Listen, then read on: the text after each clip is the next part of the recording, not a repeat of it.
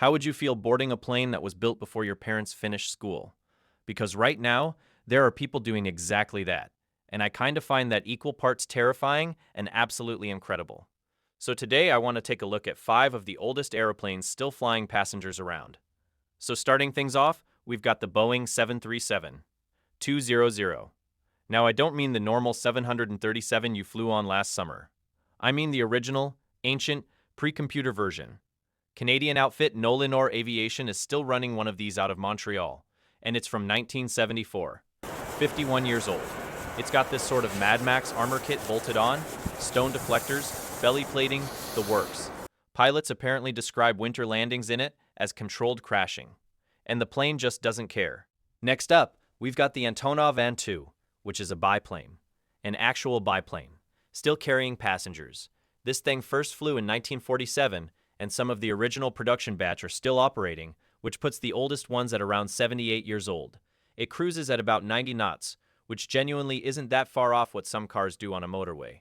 It lands in roughly 200 meters. The fabric wings can be repaired with materials you could realistically find at a hardware store.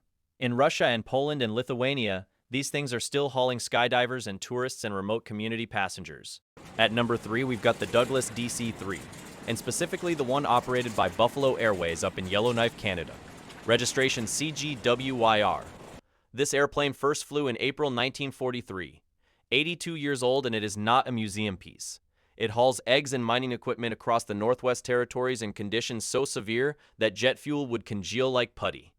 It once had an engine fire in 2013 that would have sent basically any other aircraft straight to the boneyard, and they just patched it back up and threw it into service again. Coming in at number 2, we have another DC-3, this one out of Finland, known as Hotelli. It came off the factory line on December 24, 1942, which makes it 83 years old.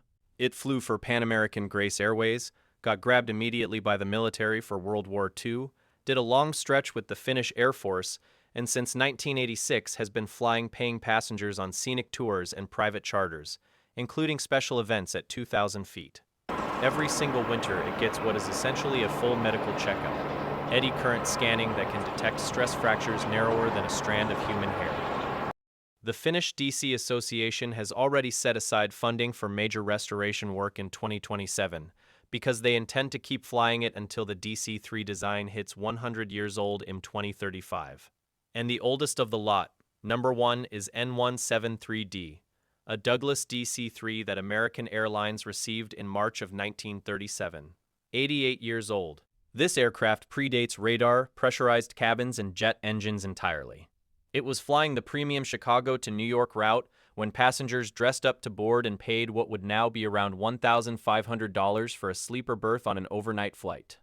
That is a genuinely different era of aviation, and yet here it is, still flying.